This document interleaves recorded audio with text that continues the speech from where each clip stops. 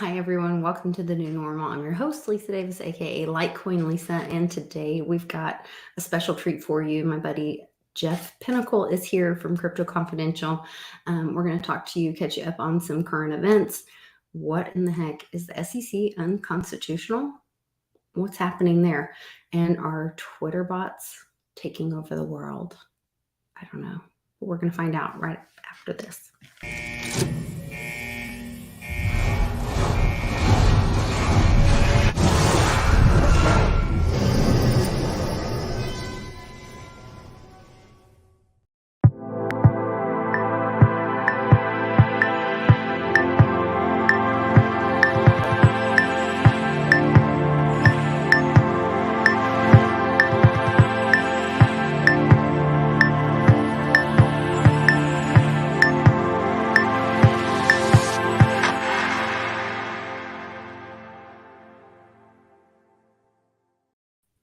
Hey, Jeff, great to see you again today for about third or fourth time today.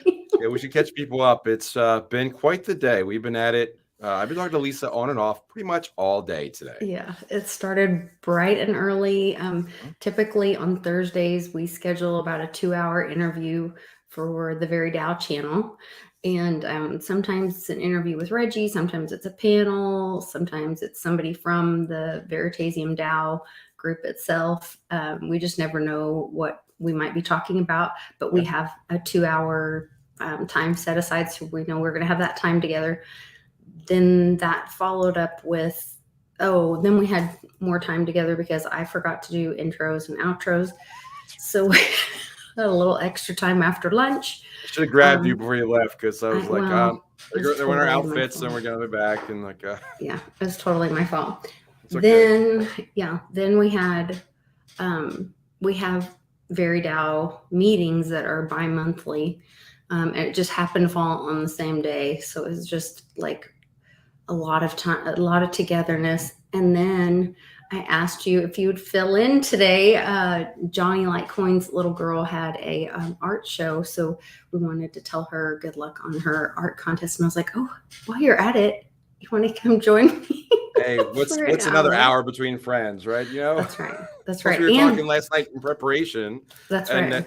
And somewhere in between there, I was able to do some laundry and also record a video, which airs next hour on my channel. So yeah, this Thursday is like the end of my week, but this has been and I also took two client calls today as well, and I'm still working on the lighting that keeps flipping out. So. Don't forget the AMA last night for Crypto Confidential, because we were on the Crypto Confidential AMA, so that happens. That's bi-monthly as well, right? I hate that term. I was going to jump in. The bi-monthly thing or the bi-weekly confuses everybody. Is it every other? Is it like twice a week or is it every other week? You know what? Means it happens twice during a month. If you look it up, it can be used either way, which doesn't help you at all. Well, you're very. I prefer fortnight. We go with fortnight. Every fortnight. I thought that was like every 40 days. No, a fortnight is 14 days. Oh, that's even more confusing to me. I feel like there should be like the Very Dow means every fortnight. Involved. Okay. No horses involved though, or dragons. I don't think you need a dragon for that. But anyway, lots of exciting stuff going on, including your background. Seems to be lightning. There's lightning storm. Between that and the bikers that are rolling by every other minute here because it's Bike Week here in Myrtle Beach. Oh, cool. They're rolling through Sunday, so it's it's great. I love the bikers, but it's so loud outside my door. Oh, how exciting though. Yeah, that would be really exciting. Well, good. That's some good Americana stuff happening in your neck of the woods. That's some good stuff. Well, so I wanted to talk about, there's just all this stuff happening. I got to talk. So we did the interview this morning on the Very Dow channel. And Reggie ages ago. It does, hours and hours ago. We had a report that came out from Veritasium Inc.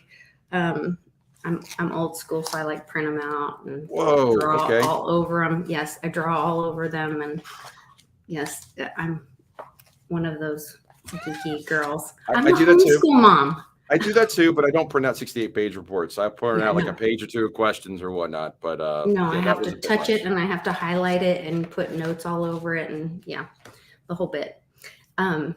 But so, and we had a great discussion with Reggie Middleton and with Greg Lang from Rivet. And he's a former attorney, no longer practicing, but he's got all of this knowledge just with what he's doing cryptocurrency as well.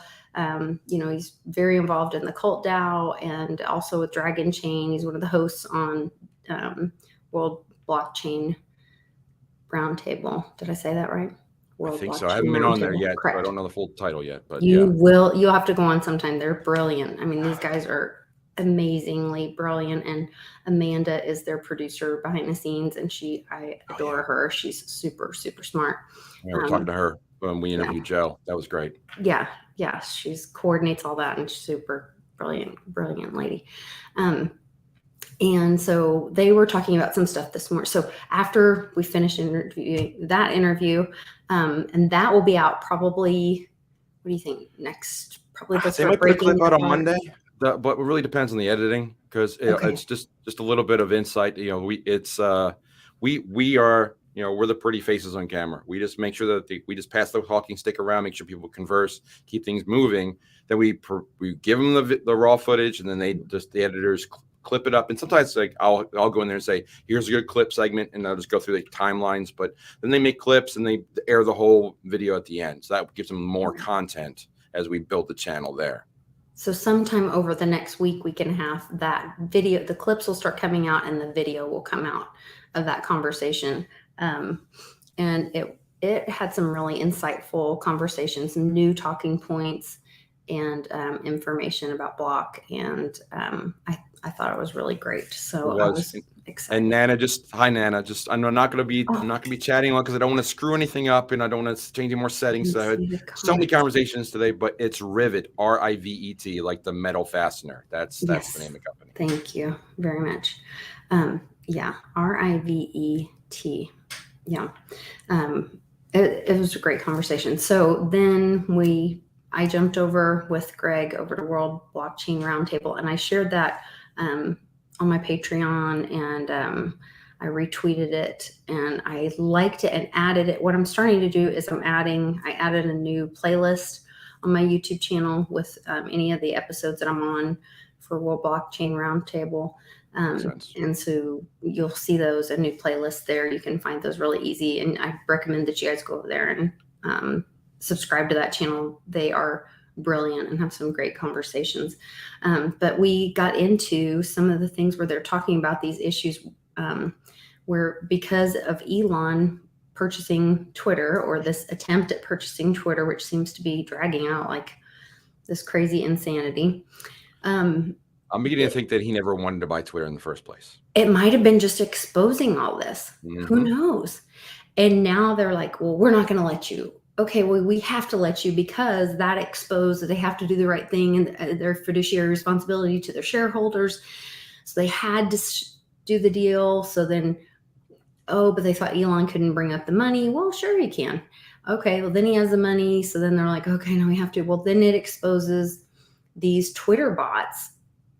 Well, then who else has Twitter bots? Mm-hmm. And we had this conversation. And of course, my conspiracy mind, I go into telling them, what I think this is really pointing to is the fact that our census is off and has been for a long time. And Ben and I, years ago, were driving somewhere across the world, and we're having these conversations, and he was telling me about the history of the census and how, it was always kept and ran by, it's run by the post office, and why, and how there used to be these banks or vaults in the post office, and it was always stored inside there. And around the turn of the century, not this past one, but the one before, there was a big fire, and I can't remember which city, but it was where the census was kept. all of Oh, them. was all of them If you burned? Google, and I think Cliff has said this before, if you go in and I remember he did say this, is if you go and Google Great Fire of, and just start putting cities in, San Okay. Francisco, They've Chicago, all been London, burned. they've That's all been burned all around the same time, all around the turn of the century, of the okay. 19th to 20th century. Okay. So my conspiracy theory, and there's just too many points that is when there's too much in common that it's, well, give me some other reason why all these things are in common. Is that gives them great power to have all these bots, these fake people. Mm-hmm. And then you look at the other thing that we will not discuss on this channel because I just got back on here after a week. I know how But to the be other careful. thing, that gets counted, Mm-hmm. that they might use fake people and how that can be manipulated. Then you even start thinking about what that's used for in other. Well, why would they want fake people? Not just for that count, but existing at all times. Well, where else could you use those fake numbers? You could use those to redistrict something, or for to create where certain dollars should go, or justify spending certain dollars on something. If there's fake people there, those fake people need some of these dollars, all of this kind of thing. So I think this all goes back to that our census is wrong, and I'm not going to use any F words or anything. Well, when if I may interject here before I lose go my ahead. thoughts here, but I remember Yeah. when Ben was talking about that a year or two ago, and he's talking about the census and potential, chicanery with it. Mhm. I started looking at it, and I actually did my own analysis. And what I did was like, what can I do to try and figure out where people are? And I just looked at active cell phones, and I just started looking at active cell phone by state, because everybody's got a phone. And virtually everybody's got a phone. So I started comparing how many live phones there were in each state compared to like the alleged population, because the alleged population, it leads to how many representatives do you have, or how that the House is addressed by population versus the Senate being addressed by 2 per state. And most people do know this, but sometimes they have to be reminded. But some states should have lost some seats, and some states should have gained some seats. And some states like California and New York should have gone down, where other states in the middle of the country that often get they're flyover states, which is where unfortunately you are. Well, or fortunately, however you want to say it. Fortunately, I'm very happy. Fortunately, I mean, when it comes to air traffic, not necessarily, but because direct flights to Oklahoma City are sometimes hard to find. But other than that, I mean, you look at the census leads to population counts, which leads to redistricting and representation. It can all be manipulated, and who audits it? Like, there are all these things that can be audited. So, but as far as the conversations that we had, and we talked about this on the AMA last night, which is why I told Patrick we were talking, and I have to remember where these conversations happen, because you and I talk a lot, and all of us, like we talk a lot. I talked a lot to Patrick, talk a lot about lots of different crypto people. I have to remember who I'm talking to, but I'm almost to the point where like I need a videographer just recording me 24/7, because all these conversations. I'm pretty sure we had this conversation. Yeah. Right. No, wait, Like, it we was should with have this my other conversation. friend. Like, people would want to hear this. But Patrick, I stopped Patrick literally I think it was Tuesday or Wednesday, and I said, I'm going to stop right here, because this conversation we're having right now is really good, but we should have it in front of an audience. So we did that. We put a pin in it and said, Crypto Confidential is going to have this at the beginning of the show, just talking about why Bitcoin can go up, why it could go down, why it could go sideways. And we added Omar to the conversation, and we're still in editing now, but even some of the members who couldn't make the call last night haven't seen this, but it was really good. I thought it was a really good discussion. And we're going to take that clip of 10 or 15 minutes and just promote Crypto Confidential with it, and just say, guys, this is what we talk about every other week. Right. And you guys can, like, it's impactful what people bring to the table and say, what do you want to hear about? Everybody was asking about, I mean, aside from the Terra Luna thing, which everybody was talking about, but they want to know where's Bitcoin heading and where it could go and why. And we brought up really good points in every direction. And today's an up day, and it makes sense, because Bitcoin should be heading up, but there's many factors that could be holding it sideways or down. Right. And which the isn't a bad thing, biggest because factor is that it's such a small market cap in correct. consideration of the global financial market. Yeah, and I mentioned this last. Go ahead. Well, I just don't want to get distracted on all that from what I want to talk about with going into the SEC, the news with the SEC and the Fifth Circuit that that tweet that I sent you that we kind of had some breaking news this afternoon. Sure, we can jump into that. But I guess it was this morning. But yeah, but you're right about the size of Bitcoin, how it can be easily manipulated because it's not even a tenth of the size of the market cap of gold, which isn't as big as, if you look at this, like I know I've seen charts of like the size of different financial markets and derivatives and such, and crypto is such a small dot and so easy to be manipulated. It's not even available aside from Bitcoin and Ethereum. Most big funds can't get invested in it because like the market caps of the coins are too small aside from the top two. Yeah. Oh, and here's one other thing. I saw this today. Oh, this is the developer of Luna, and he literally is saying, just in case, so whenever we feel it's no longer in a position to be able to best serve the community, we pull the trigger. In 24 hours, we are gone. We burn all of our assets. We cut all of our ties, and it's nothing. We sort of have that's dope. Something called a protocol Armageddon at the company. Yeah. That's Do Kwon saying That's Do Kwon saying that on a video. So you guys still think he's a good guy? And he's been tied. So there's been two other stories that came out. Some more of that stuff. There's two other stories that came out about Do. Do was involved. He was, I guess you could say he was doxxed, but he was announced as a member of another stablecoin, an algo stablecoin that went under. That was like a year or two ago. And you could actually take this exact same interview and those words underneath and put the word Solana instead, because they also have a kill switch. They turn that network on and off like it's a light switch. So that's why I'm concerned about Solana and Terra Luna. It imploded. The algorithm coins just don't work, and the speed wasn't tested. And also I'm not sure if you heard this because we've been talking to each other all day long. But I saw last night a tweet that Do Kwon is being sought after by South Korea for like $70-ish million. $78.5 million in tax fraud. Yeah. So don't hold your breath on Luna. And don't fall in the trap of Luna 2.0 or the fork or whatever they're doing. Yeah. Because watch what they do, not what they say.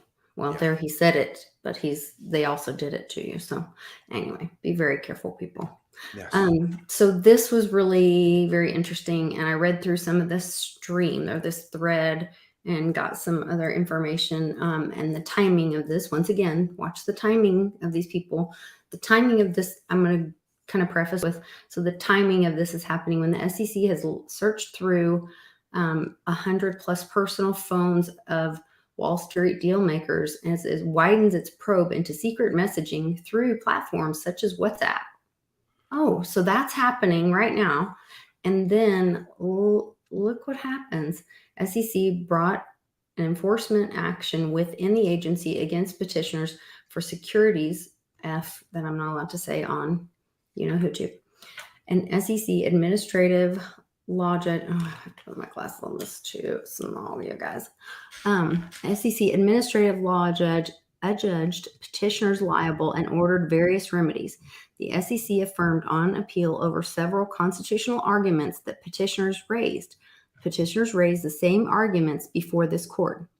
We hold that, number one, the SEC's in-house adjudication of petitioners' case violated their 7th Amendment right to a jury trial. Number two, Congress unconstitutionally delegates legislative power to the SEC by failing to provide an intelligible principle by which the SEC would exercise the delegated power in violation of Articles 1 vesting of all legislative power in Congress. And 3, the statutory removal restrictions on SEC's all J's violate the take care clause of Article 2. Because the agency proceedings below were unconstitutional, we grant the petition for review, vacate the decision of the SEC, and remand for further proceedings in this opinion. Okay, so what they're talking about is that when the SEC gets involved, before it's ever goes to like the judge thing, they go through this process of these what are they called? They talked about it. These adjudicators, these not the legislators, I'm sorry. The legislators are granting powers to the SEC, which they're saying that's unconstitutional. That's one issue.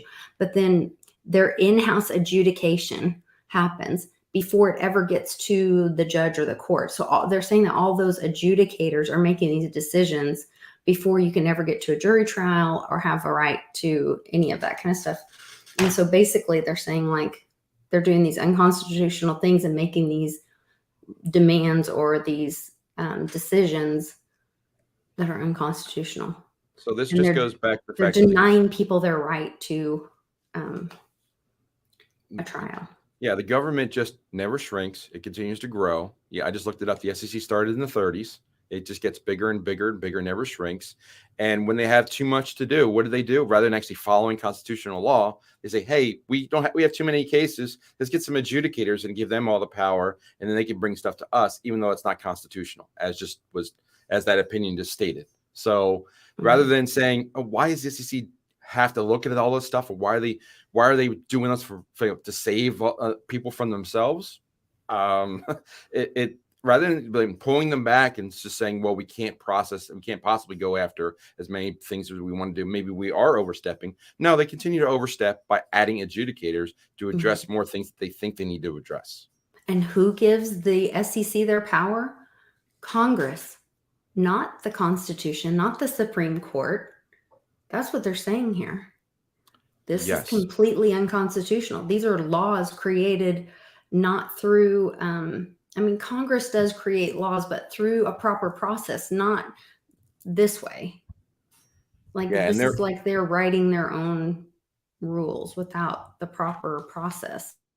Yeah, and the question then becomes, who's the SEC? It says Congress, but I guess it's the House that pushes them more than the Senate, which goes back to exactly that first point we were talking about, which is about the census and how that gets manipulated and the people in charge of that. But I mean, you could make a strong case from 80 to 90% of the people that are sit in those seats in DC, allegedly, or get elected to those seats in DC, whether they should even be there or not. So I'm not going to say it's the red or the blue side, or the Republicans, the Democrats, or the flyover states, or the eastern states, the west. It doesn't matter. They're all basically manipulatable and corruptible by the systems that are in place. But I think that's what it's being shown, is that it is the system that is corrupt, and that's what we need to walk away from. Correct. And that's what the whole system needs to burn to the ground, be rebuilt. And we were talking about they were talking about Web3 tribalism, or I can't remember what term they had a much better way of saying it, but culturalism, or I don't know. They had a much better way of saying it on the World Blockchain Roundtable today. But talking about like how Bitcoin maxis say, if you have to only use this blockchain, you have to only do Ethereum blockchain, you have to only do it this way, that way, and then they want to go attack the other blockchain. Well, instead of telling me what you hate, we need to go build a better way. We need to, we know this doesn't work. We know, we're seeing the destruction. Was it Satoshi Shawn this morning? He was like, I can't believe, because World Blockchain Roundtable had just had it was their 52nd episode, so they've been on for a year now.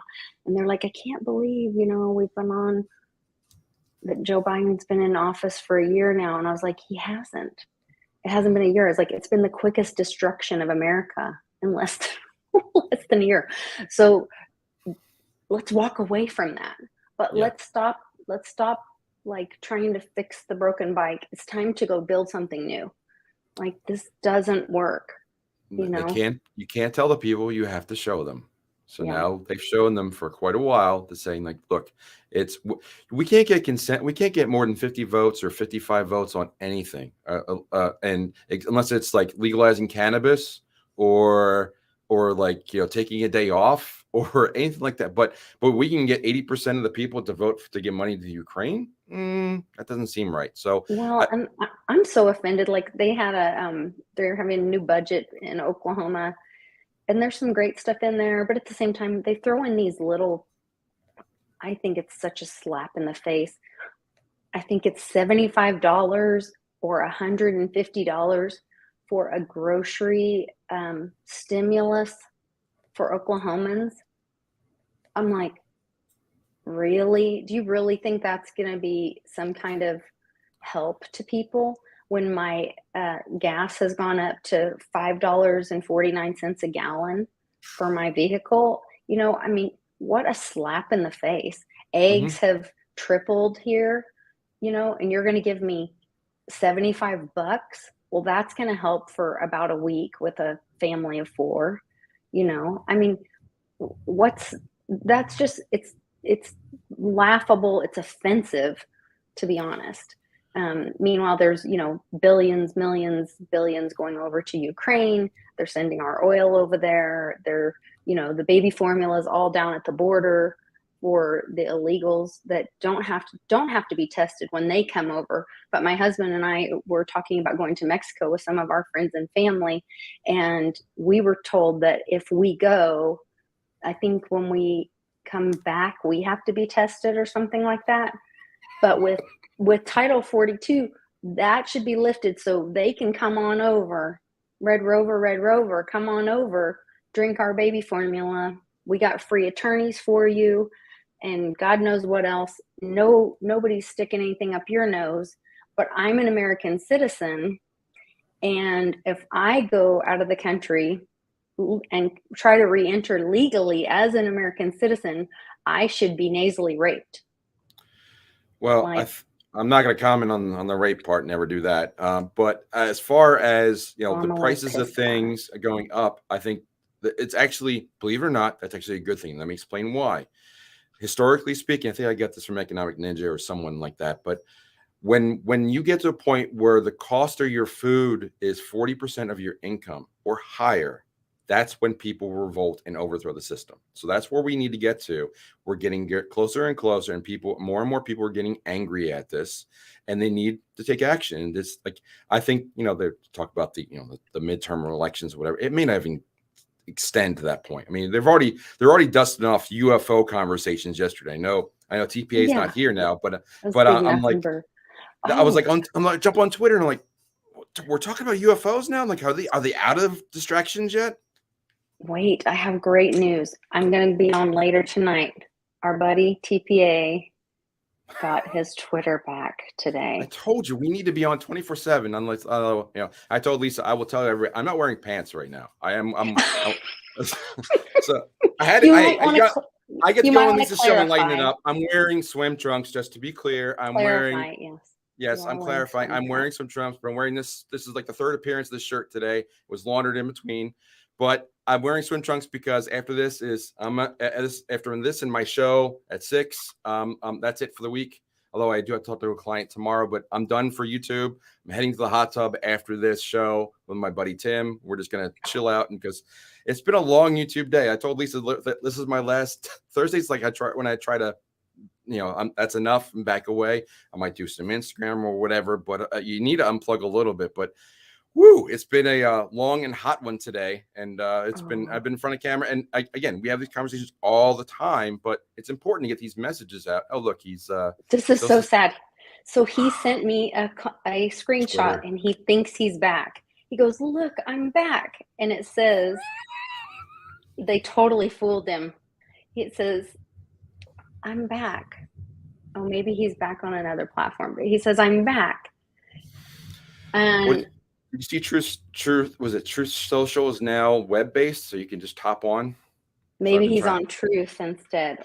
Maybe, I don't know. I'm trying to figure that out between YouTube appearances. He's not on Twitter. Sorry, guys.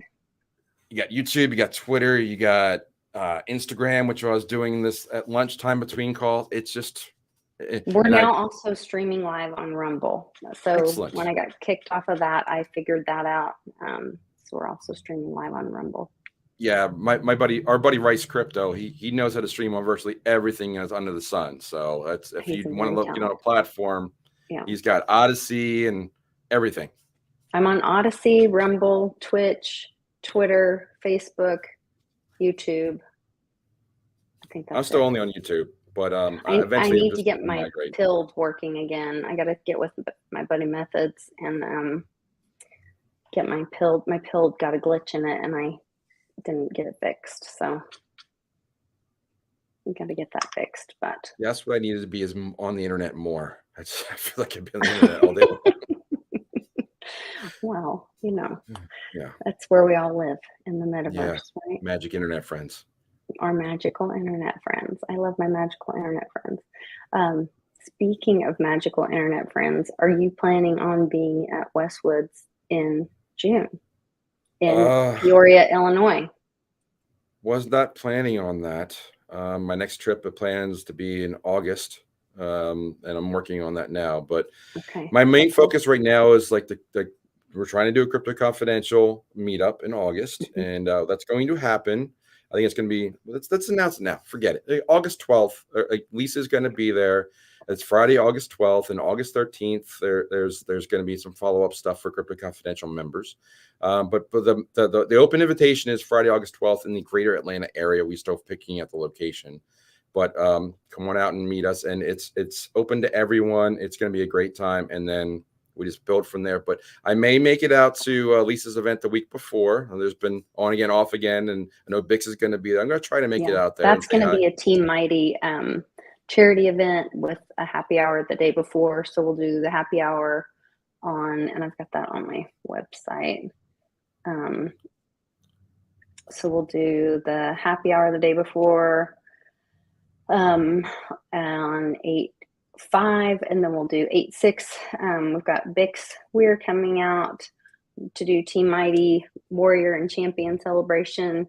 So we'll be celebrating Bix and Amy Weir from Road to Ruta for the support that they've given Team Mighty, and then celebrating my dad as the warrior for Team Mighty. Felisa from Patriot Party Rocks is excited. She's going to be joining us and speaking about the impact that my dad's story had on her, for us partnering with being the proxy for my dad being part of the Light the Lantern national nationwide effort. Some friends of ours in the crypto community drove from Texas, Dallas area to Memphis to pick up the lantern because somebody had something happen and the lantern got stuck in Memphis. They were like, no problem, we'll pick it up.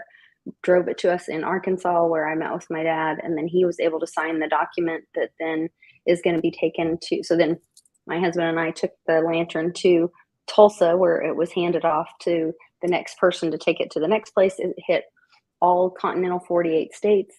And then that document that was with it has a chain of custody, and it's a document demanding freedom and demanding our constitutional rights back. And it's being filed in the Library of Congress. And so my dad was able to sign that as a Korean veteran, war vet. And so we're really proud to do that. And then that video was actually chosen. They put a video together for that. And that video was chosen by Ted Nugent for him, that he wanted to use that video for his Truckers Rock, or what's it called? Is that what it's called? Truckers USA thing? Trucker Convoy. Okay. So Ted Nugent's Trucker Convoy, Freedom Convoy, he used the Light the Lantern video. So I never thought that me and Papa would be in a Ted Nugent video, but we are. And so that's pretty cool. Felisa was going to reach out to Mr. Nugent and see if he would come to the event as well. So the answer is always no till you ask. We're going to ask. And we've had some other people that are musicians, actually Greg Lane, that we interviewed with this morning, and he's in Kansas City. So I invited him to come down and be a part of that. So we're going to have just a great time at that. And that's going to be August 6th. But we've got Westwood coming up before that, June 17th.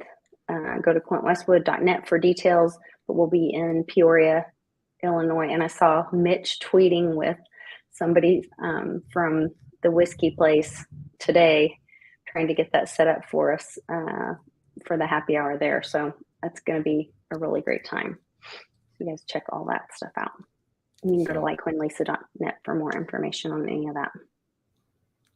Yeah, there's going back to your earlier statement. I think there's a lot of sentences they could start with that in the last year or two. Like, I never thought I would, and then there's been lots of that for both of us in the last couple of years. Yeah. By the way, Crazy. thank you, Nancy. I appreciate those comments. That's a nice comment there.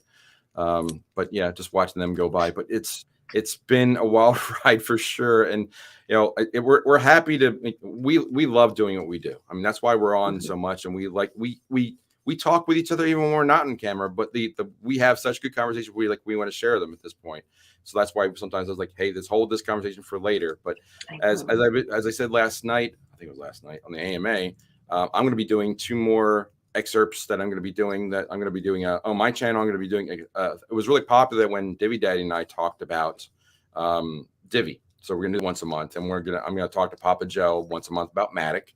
I'm going to talk to Daniel Pace, who's now I used to be one of the big guys in Theta, but now I'm too busy to even dive down into one project. But right. Daniel does a great job of that. So I'm going to have him on once a month. Say, Daniel, it's your turn to be Mr. Theta. So we'll have you on for once a month. So as people tell you what they want to hear, you just kind of build it, and it just keeps on coming. So it's just, this is very much a community driven thing. So we always listen. That's what Crypto Confidential really did. And with everything that happened with last week and all the stress that everybody was under with the market tanking and Luna and Terra and all that nonsense that was going on, community was important. And people I would spend a lot of time, I'm sure Lisa did too, talking to a lot of people and making sure, you okay? You good? All right. Everything good? And just having those conversations, because it's not about the money. It's about the freedom. This is just a mechanism to the freedom. And people haven't quite put those things together, but money is a great motivator, and it's a need, unfortunately, for right now in the world, at least for now. But once we start to establish the freedom, which you don't need to ask for freedom. It's a natural born right, as Rice will point out to you. And I'm sure TPA would, but it's great that you demanded it, but it's really a right for you to assert. I would say we assert our freedom rather than demand it, because it's a natural born right to be freedom, especially in this country. No, I love that. That's great. We were, that brings up a great point that I was talking this morning and said, as much as everybody, and I guess you bring up a great point as well, when people were freaking out last week and talking about, oh, the market's down, it's almost something to celebrate. Like, maybe, and I gotten a little bit of a pushback with TPA is like my little brother. And so we get in some little Twitter, no, we're not even tweeting. We're just texting, I guess, back and forth with each other. And I'm like, quit counting it in US dollars.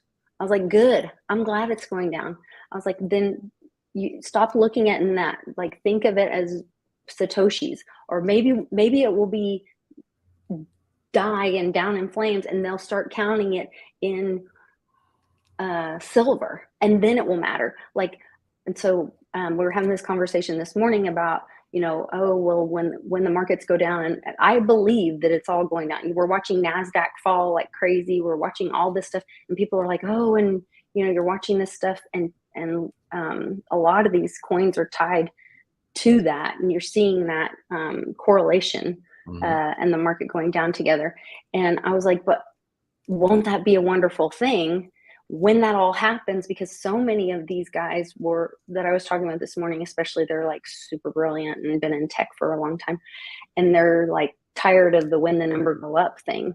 And because there are, although it's great and money is a reality of eating and taking care of your family and all that stuff in the environment that we live right now, I get that. And I said, but okay, so let's theoretically, and let's, when it's not about that anymore, when the dollar's dead, and when crypto is just about use case, what will that look like for you? And will those maxis go away? Like, will they be able to work together then, because it's not about the dollar? Because it's like, well, what are we going to build with this thing? Will they stop seeing it for whose number went up more? Will they say, like, this project solves this problem? Well, this project can do this task. Can, what I'm saying? There's an old saying that says, if the only tool you have is a hammer, everything looks like a nail. So the people that wield hammers in crypto are Bitcoin maximalists. So they think that Bitcoin can do everything, and it can't, because Bitcoin, we can all agree, Bitcoin is the top coin and is a great store of value. But if you're trying to run bandwidth across the internet on the blockchain, that is not the purpose of Bitcoin, and it should not be, because it'll muck up the rest of what it's supposed to do. That's a great job for Theta. And just if you were trying to do smart contracts, that's a great job for Cardano, Zilliqa, Polkadot, all the Ethereum challengers. And you've all these different use cases. If you want to have ID validation, that shouldn't be on the Bitcoin blockchain. It should be on something else. But you need something that says, okay, I need, you got to look at the trilemma. You need speed, security, and scalability. And in Bitcoin, it traded the scalability for, they traded speed and scalability for security. And it's very, very secure. It's somewhat scalable, but it's not rapid unless you use the Lightning Network. But it's great for storing value, and that's like what it's digital gold. And so you don't back in the old days of 150 years ago, you didn't carry around gold, you carry around silver. So you had silver for use case, but now you have a use case for like that's the use case for Litecoin and Bitcoin Cash. So every coin has a use case, we hope, and an applicability therein. So if you're doing bandwidth, or if you're doing a second layer on top of Ethereum, Matic and Loopring might be your answer. But all coins serve a purpose. You're not going to keep medical records on Bitcoin. You're not going to keep your personal ID on Bitcoin. You're not going to sell a piece of real estate and record it on Bitcoin. That's a different use case for a different blockchain. But blockchain is the killer. It's the killer technology. But the killer app that was first was Bitcoin. So, and that's perfectly fine. But there are other uses for blockchain than just Bitcoin. Totally agree. I just thought it was like a time to be so excited. Like, although we're watching this, destruction of not just America, but around the world, the dollar is changing, money is changing globally. Yes. And money is energy, and the base of money is energy, and energy never dies. It just changes its location. And so if you think about it in that way, then money's not going anywhere, or value's not going away. It's just changing hands. And so that's where, when you guys talk about in Crypto Confidential having a plan and looking at being diversified and knowing those things, that's where I feel really empowered about that. It's a time not to be scared, but be prepared when I can have those tools available to me. And so that's where I really love, being part of the Crypto Confidential community and having all that. We love having you in your community. But two more points I wanted to make. First off, in order to tear things down, in order to build new things, you have to tear things down. So normally, like, have you ever seen a building imploded or destroyed, come straight down? We're not going to go down to like the conspiracy theories. Not always, but not always. But if just pick an old football stadium, they just like they demolish it or raise it is the term they like to use, and then they rebuild in that spot. You have to tear down to build back up in that spot. But that's for one location. But if you're doing something massive, you got to do. It's going to be a big tear down. So that's pretty much where we're at. We're in a big tear down. Second point. The dollar is not going away, because the definition of a dollar is based on gold and silver. The Federal Reserve note is going to go away, because that's the fiat version, and that's not really a dollar. It just has a dollar written on it. It's a dollar note, I think it says. It's a Federal Reserve note. It is not. It's a debt instrument. It is not the dollar, which is actually described as a certain number of grains of silver or gold in the Constitution or the Articles of Confederation. One of those documents describe what a dollar really is. Mm-hmm. And I don't know if it was a conspiracy web bot, since we're talking about bots and how many bots are out there. I follow some bots because I think some of them are actually really interesting. But the conspiracy, I think it was the conspiracy web bot today, said that the bird on the $1 bill is actually not the eagle. It's a phoenix, and it's turned towards the west for something about the destruction of capitalism or something like that. There are so many hidden images and things that people can do with the dollar. And yeah. So I tweeted it. Go look at it on Twitter. It was very interesting. I got to get a little woo on you. Well, Ben Franklin didn't even want the eagle. He wanted the turkey, so as the national bird. So I don't think this is a turkey. It's an eagle. It's a phoenix. It could be a phoenix. Now we're back to the cover of The Economist from like 1988. 84, I thought it was. It was 88. Of the circle with a slash through it, which some people have speculated as I think I've heard it being Theta. I've heard it being XLM, and I've heard it. My own theory was it was also Cosmos. All three of those match that symbol. Oh, I never thought of the Cosmo.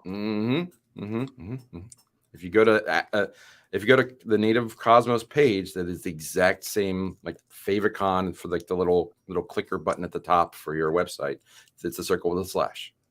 Oh, you're right. It is 88, I think. Okay, hold on. Images. Some of these things are just burned in my mind, and I don't know why I can't get them out. But yes, it's 88. I don't know what date it was, but yes, it was. And it's the circle with the slash, yep. And then go look at XLM, look at Theta, and look at Cosmos. I love watching your tabs grow. I've seen there's 10 more tabs than we started this morning. I'm constantly closing. I see mine. I see my website up there. That's just hilarious. And then I always have your website up here, so I can. Which one is it? Awesome. Where is it? The double L next to Twitter. Yeah, I always have it up here so people can go to your website too. But yeah, I'm constantly bring up Cosmos. Bring up the Cosmos chain. What Cosmos? How would I find it? I think Cosmos.com. Is it .com? I think so. That doesn't look right. No. Let's try Cosmos. Cosmos crypto. Cosmos.network. .network. Oh gosh. So jump to another tab on your page.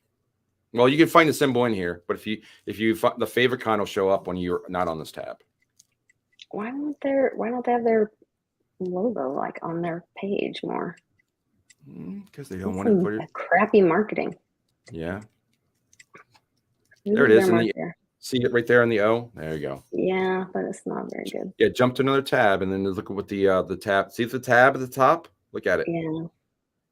Oh yeah. Yeah. Perfect match for the Economist. Just saying. Just putting that out there. It's also my favorite DeFi platform, but that's a different conversation.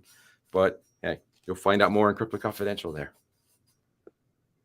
And Atom is their token.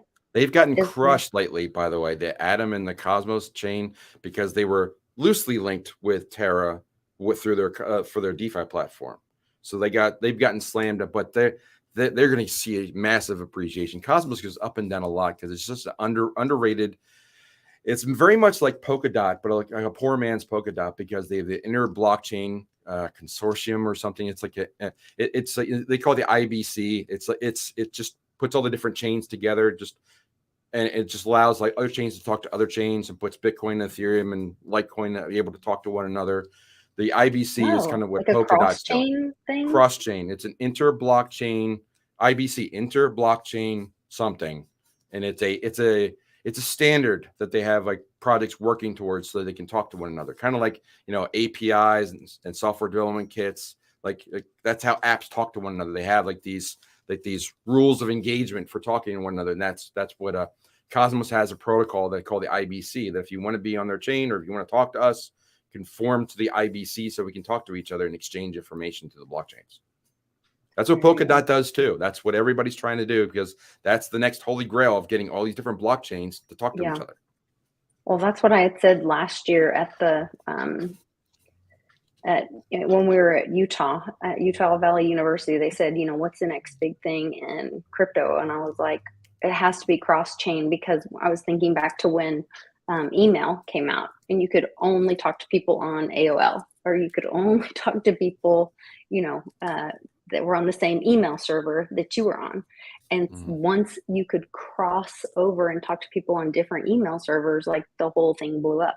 And so I felt like that's where we were with blockchain, is you can only do these swaps. And then they were starting to wrap things.